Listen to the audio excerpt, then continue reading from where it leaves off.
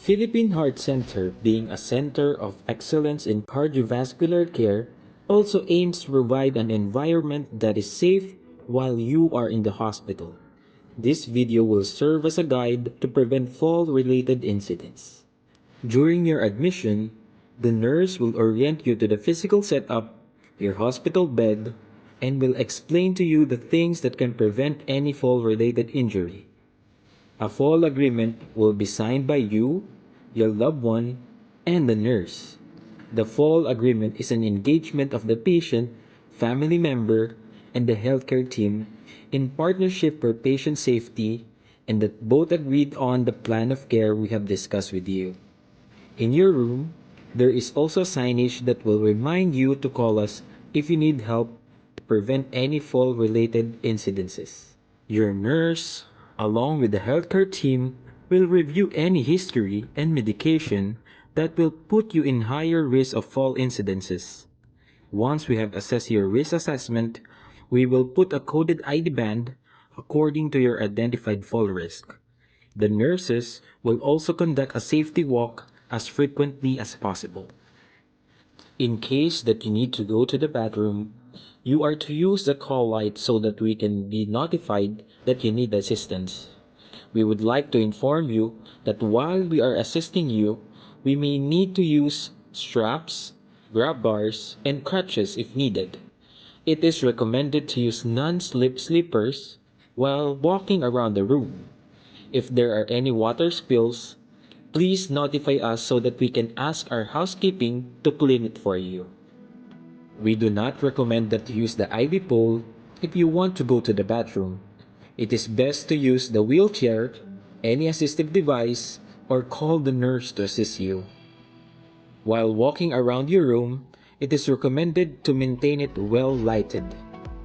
It is best that you keep your personal belongings on the cabinet provided to prevent any clutter that can be a cause of any slip or any accident.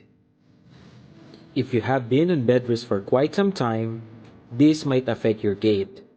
It's best to discuss your activities first with your physician, and if allowed by your doctor, your nurse will come to assess and assist you properly.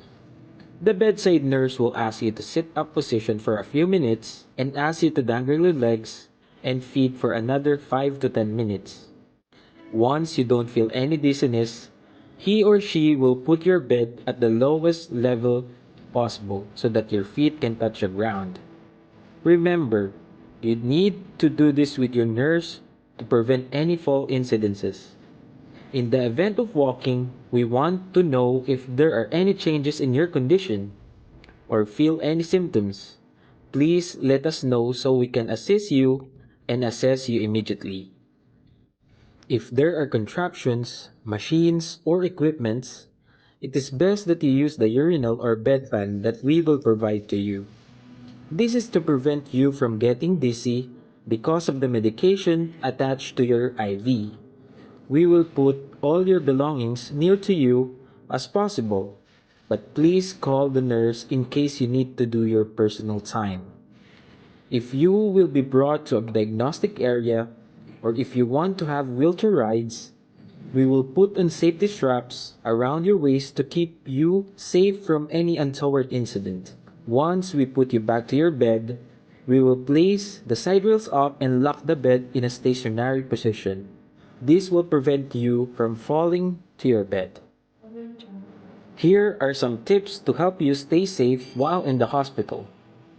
Clear up clutter. Activities should be prescribed by your physician. Lit up your room. Leave items within reach.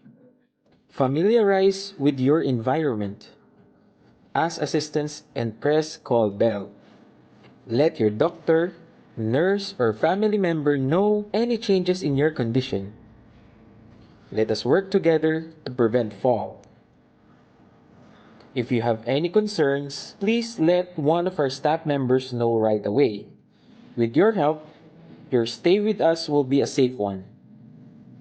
Always remember, call, don't fall.